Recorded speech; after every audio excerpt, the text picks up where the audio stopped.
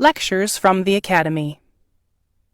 The title of this podcast is The Healing Intimacy of Touch, and this presentation is one of a series of lectures selected from the many classes taught by Dr. Gregory T. Lawton to the students of the Blue Heron Academy of Healing Arts and Sciences from 1980 to 2022.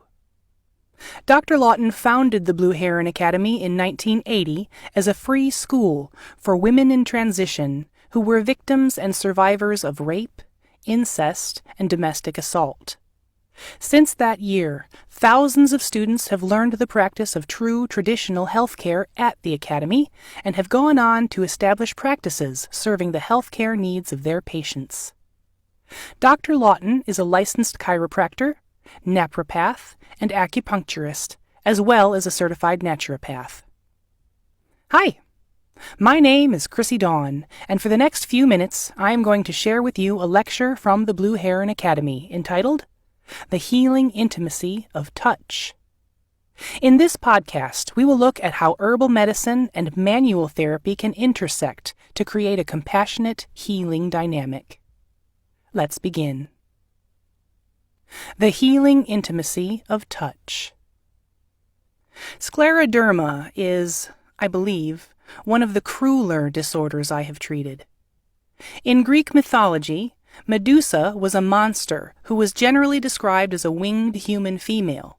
Her hair was an undulating mass of living, venomous snakes. Those who looked upon her face would turn to stone. This can be the fate of individuals afflicted with the condition known as scleroderma. Their bodies literally harden into stone. Scleroderma is an autoimmune disorder, and as such, it has no known medical cure. Please note I said medical cure. Scleroderma literally means hardened skin, and it is a connective tissue disorder that turns skin into scar and calcified tissue. It does not, however, only affect the skin. In some patients, it affects the vital organs, attacking and hardening the GI tract, lungs, kidneys, and the heart. If not effectively treated, scleroderma can lead to organ failure and death. When I first met Eve, it was difficult for me to determine which was worse, her physical symptoms and scarred appearance, or her emotional state of fear, anger, resentment, and bitterness. Eve's heart had been hardened by the actions of those she loved and by her disease. Prior to scleroderma, Eve described her life as idyllic. She had a fairy tale wedding, which was followed by a happy life living on an upper-class street in East Grand Rapids, Michigan, in what many would have classified as a mansion. Eve had been a physically beautiful woman, but scarring and tightening of her skin was slowly turning her face into a distorted mask. Eve was no longer married. Her husband had admitted to her he found her repulsive and unattractive. He left her soon after her initial diagnosis, seeking and winning custody of their daughter because Eve, due to the severity, progressive, and perhaps terminal nature of her illness, was unable to support herself or care for her daughter. There is no single pill, capsule, or treatment program for scleroderma, or for that matter the over 80 known autoimmune disorders. For many of these disorders, a medical doctor will prescribe anti-inflammatory, immune suppressant, analgesic, and antidepressant medication. Eve was on all 4 drugs. This is a toxic cocktail that does not address the root causes of these diseases. This is not the practice of safe or effective medicine. All 4 types of medication have their nasty side effects, but large doses of steroids were causing Eve to experience terrible side effects, including increased pain and inflammation. It is a fundamental scientific truth that anti-inflammatory drugs increase inflammation. Pain medications increase pain, and antidepressant drugs increase pain and suicidal thoughts and actions. This is due to Newton's third law of physics, which states, "For every action there is an equal and opposite reaction." And it explains why the drug companies have had to develop stronger and stronger pain, anti-inflammatory, and antidepressant medications. Drugs, as Eve was experiencing, had terrible side effects. A pain medication will cause greater pain, resulting in the need for a stronger medication. An anti-inflammatory drug will cause more inflammation, leading to the need for stronger anti-inflammatory medication, and so on, and so on. It is only herbal medicine, based upon holistic concepts of low bioidentical doses, that avoids this action and reaction effect. Therefore, the chronic use of drugs will never be effective in the treatment of degenerative or depressive disorders.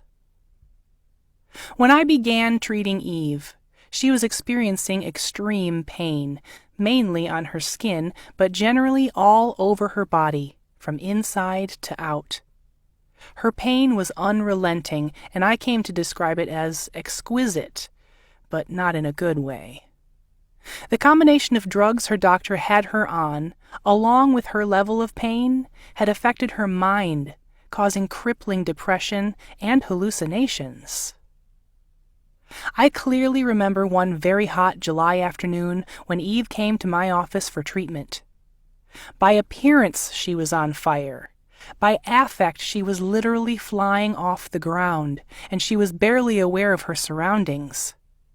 This day, the description of exquisite pain was an apt one. While I was positioning Eve on the treatment table and adjusting the draping for her treatment, it became apparent that she could barely tolerate the weight of the sheet on her skin. She certainly could not endure the pressure of physiotherapy. What was I to do for her? I felt deep empathy for Eve and an acute awareness of the totality of her tragic circumstances. Please do not think scleroderma is strictly a physical disorder. I think of it rather as an emotional condition with physical manifestations. Eve's emotional pain was as great or greater than her physical pain, and both aspects of this affliction needed to be addressed. Perhaps it was both my sense of empathy for Eve and my sense of inadequacy in being able to treat her that day that literally led me to a solution. In a flash, I had an idea, and excusing myself from Eve, I went into the small kitchen that was part of my clinical suite and opened the refrigerator. I took out a bottle of aloe vera gel. In the cabinet above the small refrigerator was a bottle of witch hazel liniment and another bottle of alcohol. I mixed these three liquids together in equal amounts to form a medical liniment. I had never thought of using this combination before. As I stated, this was a very hot day in July, and Eve was suffering from the heat, humidity, and the fire in her skin and body. When I said she had arrived at my office looking like she was on fire, she had. Her skin was flushed, red, and was intensely hot to the touch. Alcohol was used historically to remove heat from the body surface. Nurses used to perform alcohol rubs on patients to evaporate caloric heat from the skin and to reduce a patient's fever. This was one of the qualities I was looking for. The bark and leaves of witch hazel, Hamamelis virginiana, were used by the Native American herbalists, and later my Puritan ancestors who came here on the Mayflower voyages learned its use from them. Witch hazel is a cooling agent. It is astringent, vasoconstrictive, and it is anti-inflammatory. These were also qualities I needed. The next ingredient in my formula was aloe vera gel, Aloe barbadensis. Aloe has long been valued for its soothing effect on the skin, as well as its ability to remove the sting of a sunburn or other burns on the skin. Many people have an aloe plant in their kitchen ready for use in case of a burned finger or hand. I then selected a soft, sterile cloth and returned to the treatment room. Eve's treatment consisted of a very careful application of the liniment in gentle strokes to Eve's skin. As the treatment progressed, I was able to apply the liniment to most of Eve's body, and as that was accomplished, her pain, redness, and distress steadily decreased. While I was administering the topical liniment and her symptoms and discomfort began to subside, Eve slowly began to talk about her relationship with her ex-husband and her disappointment in and anger with him, her pain over her inability to have custody of and care for her daughter, and all the emotions she felt because of being deserted and left financially destitute. This office visit led to the most intimate and honest conversations she and I had had regarding the injustice of what happened to her and her fear of a future alone and disabled. The healing intimacy of touch is a humbling process to behold. On this day, during crisis, Eve touched upon the true depth of her pain and suffering. The sting of its flames was quenched, and her hardened heart softened. This day, this treatment, for the first time, Eve left my office with no pain.